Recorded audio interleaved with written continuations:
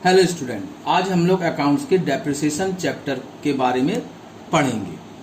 Depreciation actual में होता क्या है, इसकी मीनिंग क्या होती है। डेप्रिसिएशन जो होता है permanent and continuing diminution of in the quality, quantity और the value of an asset, यानी किसी भी एसेट में परमानेंटली यानी स्थायी रूप से उसके क्वालिटी वाइज या क्वांटिटी वाइज में वैल्यू में जो रिड्यूसिंग होती है वो उसकी डेप्रिसिएशन कहलाता है, जिसको कि अदर वर्ड्स हिंदी में हम लोग क्षय भी कहते हैं या गिसावट भी कहते हैं।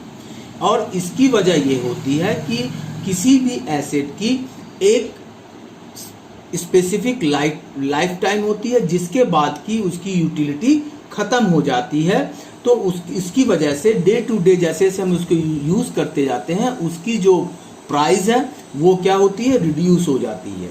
फॉर एग्जाम्पल के लिए मैं एक मशीन खरीदता हूं और अगर उसकी कीमत 10,000 है, अगर उसको नेक्स्ट ईयर में बाजार में सेल करने जाता हूं तो उसकी वैल्यू नो डाउट रिड्यूस हो जाएगी, वो 8,000 में सेल आउट होगी। बट मशीन वर्किंग कंडीशन में है, वो प्रॉपर वर्क कर रही है, फिर भी उसकी जो वैल्यू थी वो 10,000 से 8,000 में आ जाती। इसके पीछे कारण ये है बिकॉज हमने एक साल तो उसको यूज़ किया, जिसकी वजह से उसकी एक लाइफ जो है एक साल कम हो गई और उसकी वैल्यू जो है 8 और 10 के बीच का डिफरेंस कितना हुआ, 2,000 हुआ। और अकाउंटिंग लैंग्वेज में यही उसका डेप्रिसिएशन है। अब जब डेप्रिसिएशन हम लोग कैलकुलेट करते हैं तो उसके लिए हम लोग बेसिकली दो मेथड का यूज़ करते हैं। पहला फिक्स मेथड और दूसरा होता है रिड्यूसिंग बैलेंस मेथड। रिड्यूसिंग का मतलब क्या होता है, रिड्यूसिंग का मतलब होता है घटता हुआ, रिड्यूसिंग बैलेंस मेथड। तो ये दो मेथड होते हैं, फिक्स बैलेंस और रिड्यूसिंग बैलेंस। अब रिड्यूसिंग बैलेंस और फिक्स बैलेंस में क्या डिफरेंस है। दोनों ही डेप्रिसिएशन कैलकुलेट करने के दो मेथड हैं, दोनों ही मेथड यूज किया जाता है। बट जो फिक्स जो मेथड है इसमें अगर एक साल का फर्स्ट ईयर का अगर हम लोग डेप्रिसिएशन अगर 1,000 चार्ज करते हैं तो जब तक उस मशीन को हम लोग यूज़ कर रहे हैं हर साल उसकी जो डेप्रिसिएशन है वो 1,000 ही कंटिन्यू चार्ज की जाएगी जब तक उस मशीन की वैल्यू 0 नहीं हो जाती है। बट रिड्यूसिंग मेथड में फर्स्ट ईयर अगर हम 1,000 रुपये डेप्रिसिएशन चार्ज कर रहे हैं तो वही डेप्रिसिएशन सेकंड ईयर में 900 हो जाएगी, थर्ड ईयर में वही 800 हो जाएगी। दैट मीन्स जो डेप्रिसिएशन चार्ज कर रहे हैं हम लोग वो ईयर टू ईयर क्या हो रहा है, रिड्यूस हो रहा है। और इसके पीछे बेसिक जो कॉज है वो ये है कि जैसे मैंने पहले साल जो मशीन परचेज की थी 10,000 में परचेज की थी और एक साल का डेप्रिसिएशन मैंने अगर 1,000 रुपये चार्ज किया, दैट मीन्स नेक्स्ट ईयर उसकी वैल्यू कितनी हो गई, 9,000 हो गई, 1,000 माइनस हो गया। दैट मीन्स जब हम सेकंड ईयर चार्ज करेंगे तो उसकी डेप्रिसिएशन वैल्यू भी क्या हो जाएगी, चार्ज कितना हो जाएगा, कम हो जाएगा, यानी 900 रुपये। यानी यहाँ जो डेप्रिसिएशन चार्ज हो रहा है वो बैलेंसिंग फिगर में हो रहा है कि करंट ईयर में उस मशीन की एसेट की वैल्यू क्या है और उस बैलेंसिंग फिगर के ऊपर हम डेप्रिसिएशन को चार्ज कर रहे हैं, जिसकी वजह से डेप्रिसिएशन चार्ज जो हो रहा है ईयर टू ईयर क्या हो रहा है, रिड्यूस होता चला जा रहा है। बस फिक्स कॉस्ट में इसका जो ओरिजिनल कॉस्ट जो मशीन है 10,000 की, उसी पे ही इसको चार्ज किया जा रहा है और इसी पे ही इसको हर साल लगाया जा रहा है। जैसे 10,000 की मशीन खरीदी तो हम लोग उसको अदर वर्ड में यहाँ प्राइम कॉस्ट भी कहते हैं और प्राइम कॉस्ट में ही जितने साल भी हम डेप्रिसिएशन चार्ज करेंगे मशीन की उसी पे वो चार्ज होगा, यानी पर ईयर 1,000 चार्ज होगा। अब इसकी मैं कैलकुलेशन करने की मेथड बता रहा हूँ आप लोग कि हम लोग जब फिक्स बैलेंस मेथड या रिड्यूसिंग या रिटर्न डाउन वैल्यू मेथड से जब हम लोग डेप्रिसिएशन चार्ज करते हैं तो दोनों के कैलकुलेशन में क्या डिफरेंस आ जाता है।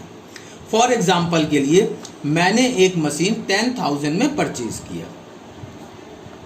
अब फिक्स में बैलेंस मेथड में डेप्रिसिएशन चार्ज करने के लिए दो मेथड हैं। फर्स्ट मेथड में आपको एक तो मशीन की कॉस्ट दी जाएगी, दूसरा उसका लाइफ टाइम दिया जाएगा,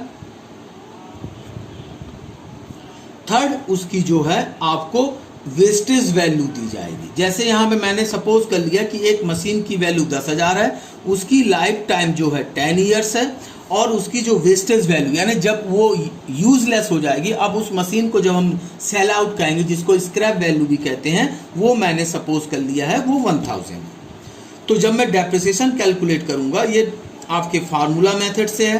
तो जैसे 10,000 की मशीन है तो कॉस्ट मशीन की minus wastage value upon life. तो मशीन की वैल्यू मेरी कितनी है 10,000 है, स्क्रैप वैल्यू कितनी है 1000 है, लाइफ जो दिया है क्वेश्चन में 10 ईयर्स है। माइनस करूंगा तो कितना आएगा 9000 अपॉन 10, दैट मीन्स आपका डेप्रिसिएशन कितना हो गया 900 पर एनम या प्रति वर्ष।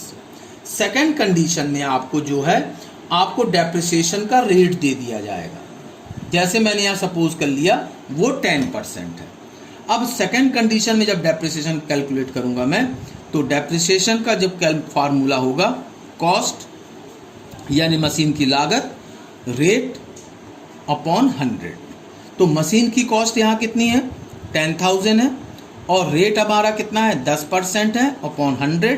तो कैलकुलेट करूंगा तो कितना आ जाएगा 1000, यानी पर ईयर में जो है डेप्रिसिएशन कितना चार्ज करूंगा 1000। तो जब हम फिक्स कॉस्ट में जब डेप्रिसिएशन कैलकुलेट करते हैं तो ये दो मेथड आपको मिल सकते हैं। एक इंफॉर्मेशन दी रहेगी, उसकी कॉस्ट दिया रहेगा, लाइफ टाइम दिया रहेगा और वेस्टेज वैल्यू दी रहेगी। सेकंड कंडीशन में आपकी वैल्यू दी रहेगी मशीन की प्लस रेट ऑफ डेप्रिसिएशन दिया रहेगा, बाकी ये लाइफ टाइम और वेस्टेज वैल्यू नहीं रहेगी।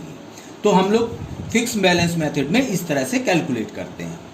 सेकंड मेथड की बारी आती है रिड्यूसिंग बैलेंस मेथड या रिटर्न डाउन। यहाँ पे सिर्फ एक मेथड से कैलकुलेट करते हैं। यहाँ मशीन की आपकी कॉस्ट दे दी जाएगी 10,000 और रेट दे दिया जाएगा 10%। अब जब मैं फर्स्ट ईयर का यहाँ डेप्रिसिएशन कैलकुलेट करूंगा वही फार्मूला लगेगा कॉस्ट इनटू रेट अपॉन 100। तो यहाँ मशीन की कॉस्ट कितनी है हमारी 10,000 है, इनटू रेट कितना है 10% अपॉन 100, तो कितना आ गया 1000 आ गया। तो ये मेरा फर्स्ट ईयर का डेप्रिसिएशन निकल गया। अब जब मैं सेकंड ईयर का डेप्रिसिएशन कैलकुलेट करूंगा तो सबसे पहले 10,000 में से लास्ट ईयर का डेप्रिसिएशन को माइनस कर दूंगा, तो बैलेंस अमाउंट कितना आएगा 9,000। तो सेकंड ईयर का जब डेप्रिसिएशन कैलकुलेट करूंगा तो मैं 9,000 पे कैलकुलेट करूंगा, ना कि 10,000 पे। तो यहाँ कितना आ जाएगा 900 रुपये। थर्ड ईयर का अगर कैलकुलेट करना चाहूँगा तो अगेन मैं 9,000 में से लास्ट ईयर का अगेन 900 रुपये क्या करूँगा डेप्रिसिएशन को माइनस करूँगा, तो आ जाएगा 8100। अगेन डेप्रिसिएशन कैलकुलेट करना है तो मैं फिर बैलेंसिंग अमाउंट को लूँगा, वही रेट अपॉन 100, तो यानी डेप्रिसिएशन कितना आएगा 810। तो हम क्या देख रहे हैं कि रिड्यूसिंग बैलेंस मेथड में डेप्रिसिएशन कैलकुलेट करते वक्त हर साल हम न्यू बैलेंस को लेते हैं। न्यू बैलेंस मतलब बैलेंसिंग अमाउंट को लेते हैं और उस पर डेप्रिसिएशन को चार्ज करते हैं। क्योंकि बैलेंस यहाँ पे जो उसकी जो एसेट वैल्यू है ईयर टू ईयर रिड्यूस हो रही है। फर्स्ट ईयर 10,000 था, सेकेंड ईयर 9,000 हो गया, थर्ड ईयर 8100 हो गया, तो डेप्रिसिएशन भी रिड्यूस होता चला जा रहा है। बट फिक्स बैलेंस मेथड में चूंकि यहाँ पे हम ओरिजिनल कॉस्ट या प्राइम कॉस्ट को ही बेस बना के चल रहे हैं, तो ईयर टू ईयर जब डेप्रिसिएशन चार्ज करेंगे वो सेम रहेगा, चाहे वो फार्मूला मेथड से कैलकुलेट कर रहे हो, चाहे वो हम आपका रेट के थ्रू हम डेप्रिसिएशन को कैलकुलेट कर रहे हैं। Thank you.